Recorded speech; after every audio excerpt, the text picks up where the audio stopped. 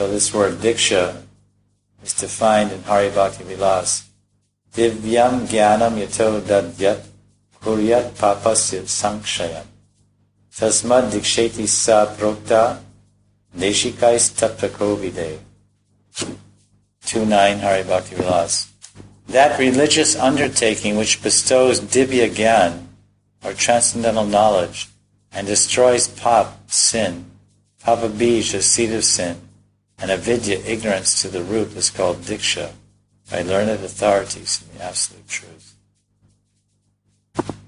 By bestowing the Krishna mantra, Sri Gurudev dispels the jiva's aversion toward the Lord, Bhagavad Vimukata, and directs his attention toward the performance of Bhagavad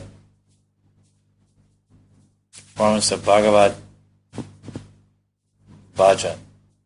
The Guru gives Sambandha Gyan concerning Bhagavad Tattva, Jiva Tattva, Maya Tattva, and awakens the dormant inclination of the Jiva to serve the Lord.